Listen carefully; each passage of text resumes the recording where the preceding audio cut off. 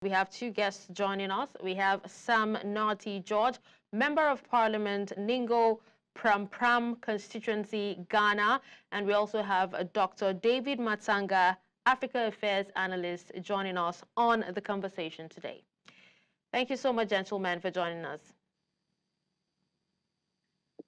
All right, Thank so I'm told only Dr. Matsanga has been able to join us. Phone, with my internet, I don't know in this place.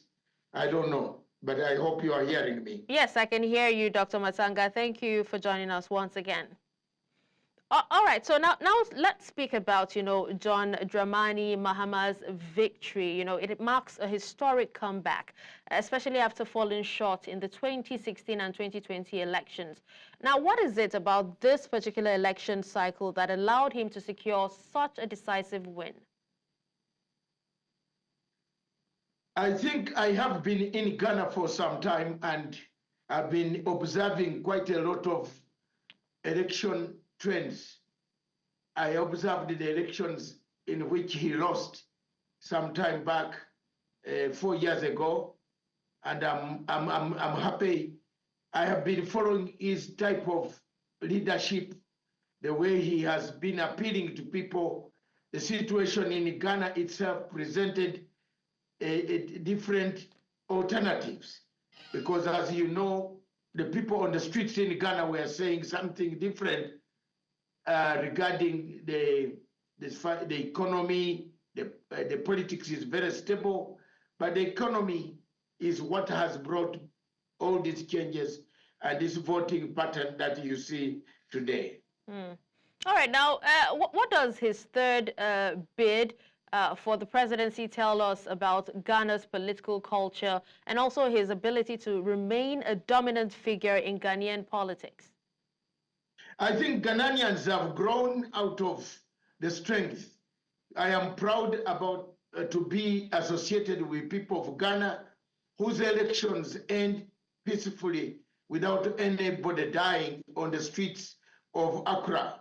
I'm proud to be associated with such an African country where the loser concedes immediately. The loser and the winner work together towards national harmony. That is the type of democracy. If we are to build and follow the Western type of democracy, that's the type of democracy Africa should adopt. All right, Dr. Matsanga, Vice President Mahamudu Bawumia conceded defeat quite swiftly, very, very quickly, stating that, the people have voted for change at this time and that they must respect it with all humility. How significant is this concession? I think that is a very great concession for Africa to learn a lesson from. Let's see that Africa has to keep this lesson, learn from this lesson, understand that getting out on the streets, calling on people to go and break things on the streets of any capital city because of the election, however bad it is, does not bring us any joy. The things that happen in other countries have not happened in Ghana. And in fact, I was very impressed with President Nana Addo when the Vice President himself said, according to their own data collection center, which is the ruling party collection center, they had lost an election. That is something you cannot hear about in Africa. And then they have won seats, parliamentary seats. That means they have something to hang on. They have the parliament, more members of parliament in parliament, and the president has swept the presidential, election victory. So the president has to work together. And this brings to what Matsanga has been saying all along, Osman. I have been telling people we need a redemption strategy in Africa. Africa needs politics of reconciliation, dialogue, a politics of national conversation, a national conversation, not individual conversations. So you can see the trend. The parliament is in the hands of the ruling party. The presidential is in the hands of the opposition. There you need a ruling party, a conversation of opening up conversation regarding the nature of politics, the nature of governance, the nature of how you want Ghana to be administered, how you want Ghana to be, governed. Remember, I am one of the advocates of wanting to remove this 50+1 and then taking people to court. Or after this, you go to court, you waste time after you have told 20 million people to vote, then you take them to court. Let Africa change governance systems, the systems that have now produced a parliament in the hands of the ruling party, the governance of the presidency in the hands of opposition, of John Mahama. All right, now, Dr. Matsanga, I actually asked the previous question about the concession because we know that despite, the significant results, the obvious results, the Electoral Commission has yet to announce official final results. So in this case, how do you assess the integrity of Ghana's electoral process and also the maturity of Ghana's democracy? First of all, is maturity. Dosman, let's look here. There is, if you look at the votes, the remaining seats, even if you go to near Angel Gabriel and tell people that you have come to find out how many seats we shall get, shall we overturn Mahama's victory? It's impossible. So the ruling party, the vice president, was correct, was right, 100% right, to say enough is enough, let me cross over and congratulate my future president-elect. That smoothness is what is lacking in several African countries. That smoothness is what is killing most of these countries in Africa, where they don't have it, like Mozambique. You see, up to now in Mozambique, blood is on the streets. Police and the rioters and the protesters, the pro-democratic supporters who want a review of electoral systems and who want a repeat of what took place, saying the election was rigged. Well, Dr. Matsanga, speaking of the smoothness, how important is, peaceful transfer of power in Africa? It is very important. The peaceful transfer of power in Africa is important if we are to get any political, social, and economic enhancement. We need smooth transfer of power. We need a culture. We must bring in a culture of handing over power peacefully, not handing over power in piecemeals, not handing over power in armed struggle, not going to the bush, not going to harass people. Most of these wars in Africa spring as a result of badly managed elections, badly organized elections that Africa sees day in, day out. So this smooth transition, the word smooth transition, someone calling someone and say, hey, I am here. You have won, even from my own side, I have lost. That is what Africa needs now if we are to change all things to make lives better for our people. We must start talking and thinking together, not to have riots, destruction of property after elections, during and before elections. Okay. Now, if you were to, because earlier you were actually talking before, you were saying something about, you're trying to compare some African countries and Ghana. So if you could, just briefly, how does the Ghanaian electoral system, compare to some African countries, especially in terms of transparency and fairness? Just briefly. I think Ghana's electors, the voters were educated. That's why you have not seen any complaints. There is enough voter education. That's one of the I give to Ghana Electoral Commission. They do quite a lot of electoral education, civic education. In fact, they have leaflets almost everywhere. I remember the last elections I was in Ghana. You could find leaflets everywhere, everywhere. People were educated. There was a lady there called the chairperson called Nana. Before this person came in, this lady did a great job those days. And the civic education in Ghana is at highest. People, another thing is people always talk to as a family. They talk, even members of constituencies, they sit together, they eat together, they drink together, they walk together.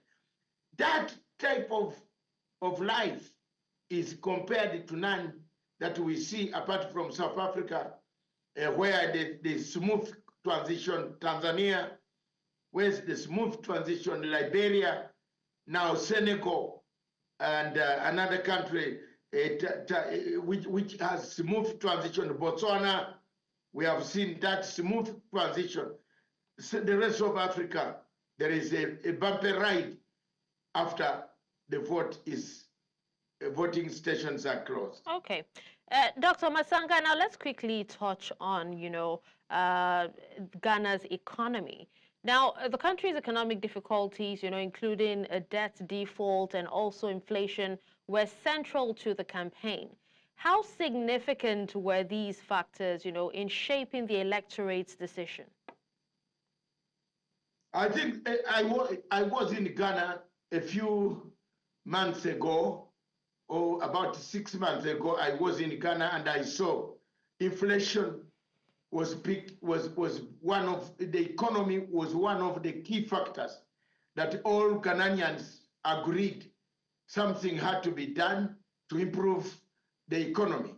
And as you know, Ghana already has declared itself not able to pay some of the loans. But let's look at why pick on Ghana? Why pick on Ghana alone? It's because IMF and other world bodies, if you do disagree with them on a number of things, they tend to hurt you. They hurt you indirectly.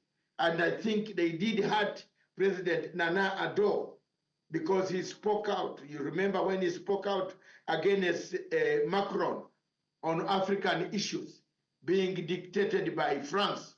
So the economy in Ghana was very, very one of the most touching areas where every Ghanaian was not in agreement with what the government was doing.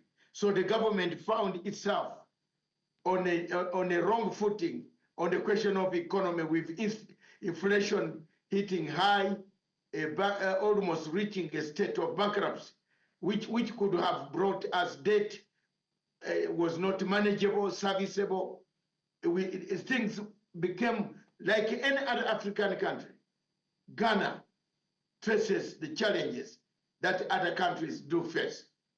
But in one of the things that I credit President Nana Addo and his administration is to tame corruption. They tame the corruption, that you don't find too much corruption like other states, especially neighboring states. I don't want to mention them here so that they stop us from having our interviews. That's fine. But some of the states neighboring there, and East Africa and several other places in Africa, corruption has rampantly destroyed the moral fabric of most of the states. So that is one of the points, the key points that actually wanted to bring us, that brought down Nana Addo and his candidate. The candidate of the vice president, he couldn't win on the economy. I think Mahama came up with some proposals that were acceptable to the Ghanaians. And they said, let's see, let's hope. What you need to change the economy? You need to change the economy by running quite very far away, trying to get people taxation is what is killing most of the states in Africa. There are things that we should start taxing. We should tax, for example, we should look at visa. Dr. Matsanga, you did say that, Mahama's plan of addressing the economic issues, was, different from what the ruling party actually came up with, and people were comfortable with that. So are you saying that, the IMF bailout wasn't enough to stabilize, or isn't enough to stabilize Ghana's economy? I think it is not enough. The IMF alone cannot stabilize the Ghanaian economy. IMF will lead you to a military coup. My sister, there is nowhere in Africa where IMF has stabilized an economy. Show me one. Since Kwame Nkrumah himself was overthrown because of IMF coming in, giving conditions, and several riots took place in Zambia and where IMF, wherever it goes, please, it is a very bad partner. It always brings you chaos. It tells you to restructure. It tells you to do fiscal programs, to change money, to change this, to retrench people, cut off the police. Where do these policemen go? They become rebels. But some critics seem to think that, external factors, including international creditors, and the global economy played a role in this particular election. Do you agree? I do agree, because Mahama is very well known, very well liked by international agencies.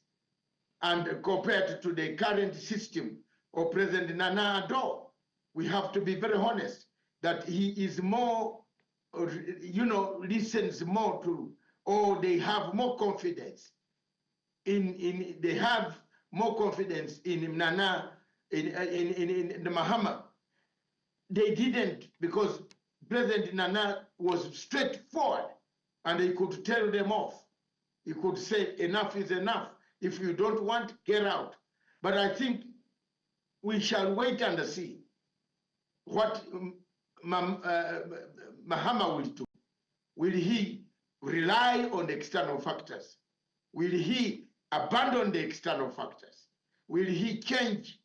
Will he go to China way? Because America, as you are aware, America promises but never delivers. If you have a promise from America, please look for something else to do before that promise arrives in your country. So he has got to change. He has got to look for funds elsewhere. He has got to tell Ghanaians what type of austerity measures is he going to introduce in his budgetary, in his budgets, in the fiscal monetary policies. What is he going to do that will bring about a conducive climate amongst them? So this, amongst the Ghanaians, if that is not done, it will continue as usual. They will start blaming him. But all in all, the voters in Africa seem to be tired. They seem to be tired of the governments that are in power. Mm. If you hold now, still talking about the government in power, the presidential candidate and present Vice President Bawumia's campaign focused on breaking the eight, seeking to secure a third consecutive term, for the NPP. Now, what would you say went wrong for the ruling party in this particular election, and why did they fail to capitalize, on their past successes or even the power of incumbency? There are several factors. Wind of change, the wind that is sweeping across Africa. That's a very key important thing. The mood, opinion, Botswana, another country.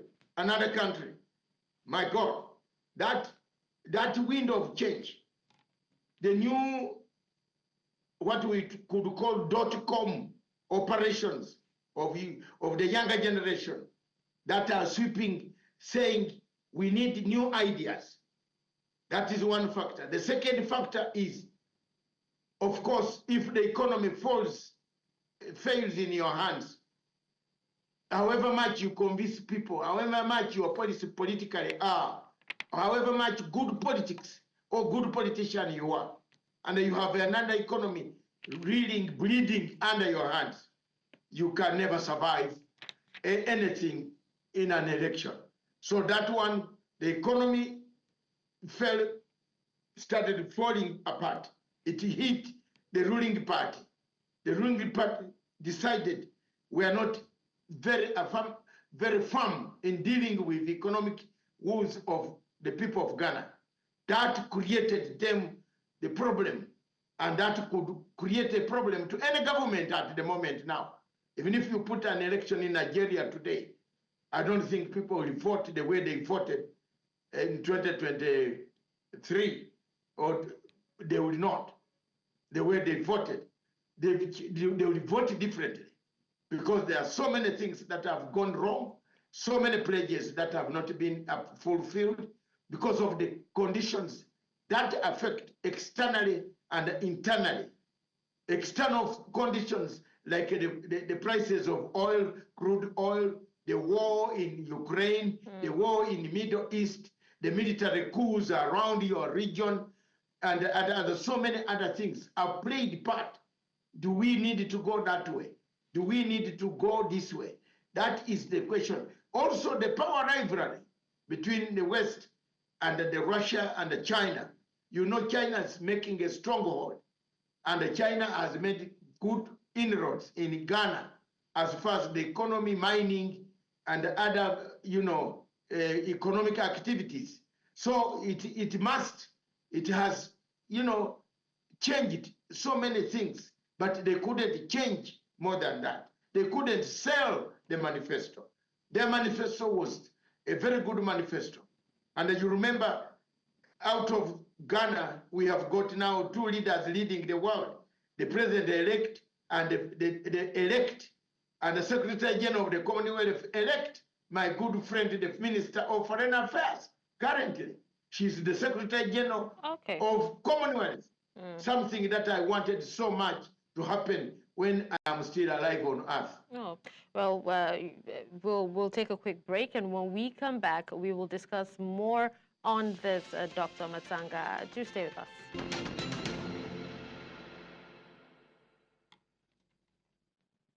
Welcome back, and thank you for staying with us on the conversation. So we're still discussing Ghana's election and Mahama's win with Dr. David Matsanga, Global Affairs Analyst. Dr. Matsanga, thank you for speaking with us. Thank you very much.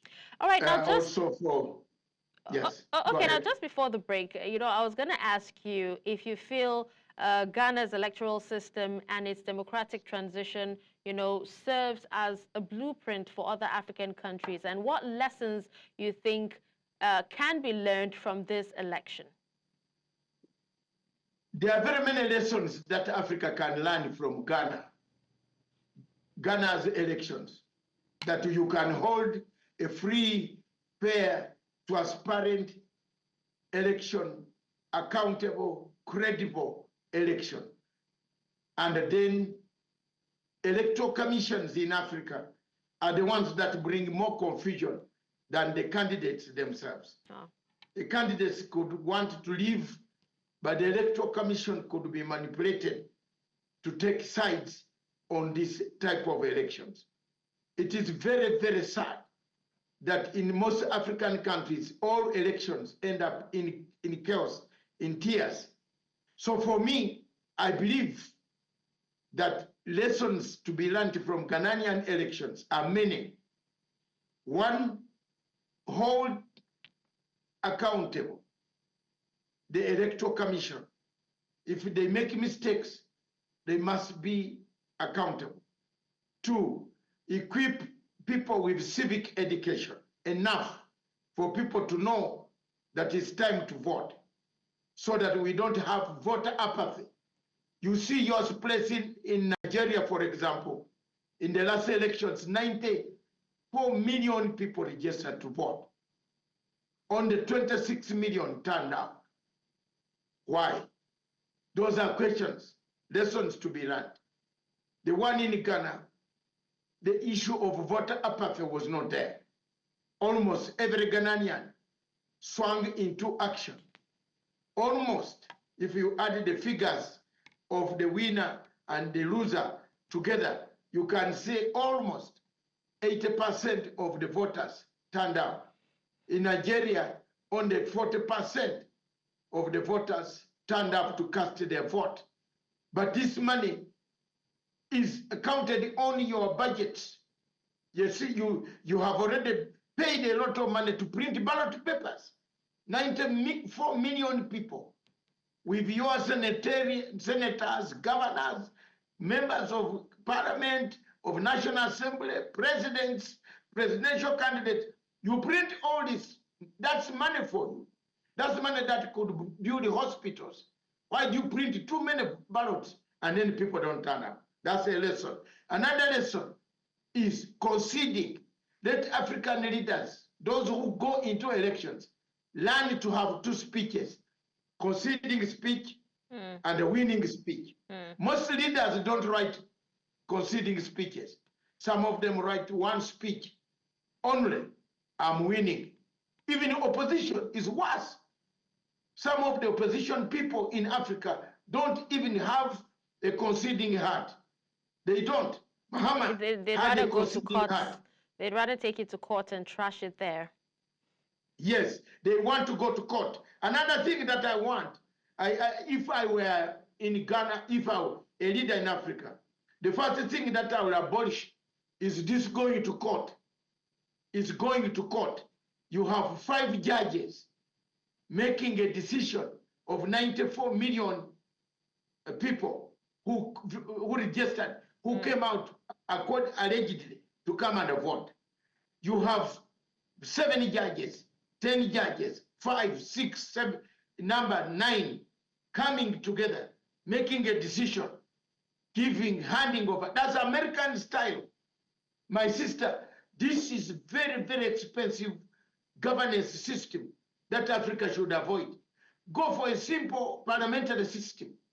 How many MPs does, you look at it, look at the way it has worked in Ghana. The ruling party took MPs. The presidential candidate took the presidential vote. Why did you waste all that money? You should have done a parliamentary, if it was a parliamentary system, the ruling party would have won elections straightforward with all members of parliament who can elect the president. So Africa, if you are saying you are too expensive in an election, yet Britain is not too expensive in an election. You can call an election in Britain today, and Dr. Matsanga will vote where I am now. I will vote by post office and send my vote for Labour Party. I've never voted for that lady came from your country, who does not like refugees, yet she's a refugee herself. So I've never voted for Conservative Party in the United Kingdom. I voted for Labour. I will vote now. It's a simple system. It's a simple system that we should actually start looking at. Is it worth to have a presidential style of American style of governance in Africa? Okay. I think it is not. Oh, all right. It creates conflicts. Yes. Okay, now let's quickly talk about, the younger population. According to reports, 55.1% of young people actually registered to vote, right? And, we know that the younger population in Ghana, particularly those that are impacted or are impacted by unemployment and economic hardship, appear to have played a key role in Mahama's victory. So what advice do you have for emerging political movements in Ghana that are led by the youths that could shape future elections? I think, yes, Mahama appealed to the youths. And unlike your place, where you had so many youths, OB, yes, analyst. And unlike your place, OB, one of the candidates, Peter some Obi, you're youths talking in about Africa, Peter Obi, yes. yes, Peter Obi, had a lot of youths around, but they never voted. Either their vote was stolen in the Atlantic Ocean, or they went under the water in the Atlantic Ocean and they resurfaced. I don't know. I was there, I don't know, Osman. But in Ghana, the 51% of youths, almost 49%, according to what I've read here, all of them came up and voted. This is good. This is good because they are going to hold Mr. Mahama accountable. They are going to say, this is what we want. And that is the type of encouragement that we are looking for the youth in Africa. We are looking for youth in Africa to stand up, to come and say, give alternative views. Not that you can come and give your views that should be looked at and worked on. Give alternative views. And that is the way I feel that the youth in Africa play a pivotal role. All right, now, but then, you know, given the ongoing geopolitical tensions in Africa, you know, talking about the recent coups in West Africa, how do you think that Mahama's leadership approach, you know, to security and diplomatic relations in the region would be? Dr. John Mahama is a great diplomat, a great peace negotiator, a man who does not dismiss you before he has heard you. I have had the time to interact with him in Kenya. I know him very well. We have bumped into each other in several gatherings. I am very, very sure that he's not, he's a diplomat who is going to handle, especially the African Union issue of a new chairperson is very, very crucial.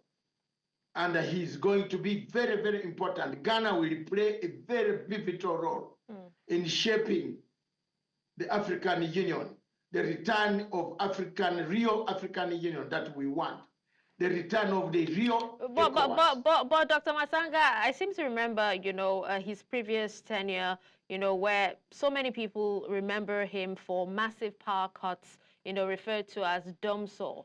How should he prevent such a scenario from reoccurring and, you know, ensure that the power sector becomes more reliable under his leadership, or the energy sector? Power cuts come. Do you now hear of power cuts in South Africa, Osman? They are gone. When Ramaphosa and the Democratic Alliance, the white former apartheid party, united hands, the power cuts went. South Africa no longer has power cuts. You know, power cuts are politically manufactured. But if for us in Uganda, we don't have power cuts because we have extra electricity that we can supply to even Rwanda. Rwanda has no power cuts. We do, but power cuts is something politically manufactured to sabotage some institutions. Even don't be shocked that some people could even be told, cut it so that the government can look bad. What he should concentrate on now is to revamp power generating systems. Nigeria, for example, your country, you are endowed with almost 241 waterfalls, but you rely mainly on generators. Why? It is even making more pollution than even if you build dams in 241 waterfalls, good waterfalls that can generate good, clean energy. So in Ghana, it's the same. You are in the same terrain. You are neighbors. You are in the same terrain. You have that tropical Africa needs help. And that help is very, very important in reactivating, renovating, revamping the energy sector that will put the industries. If you have energy, you can build industries. If you have industries, you can create jobs. If you have jobs, there will be no unemployment. Of course. The youth will be very good, happy with you. So he has to deal with that. And some of us will give him good position papers, documents, well-natured documents that can help him. He's a man who listens. He's our friend. He's a friend. Ghanaians are very good people. By the way, I want to give President Nana, I can't leave this your program without thanking President Nana Kufuor for allowing every African, as long as you are not a criminal, you can visit Ghana. Okay.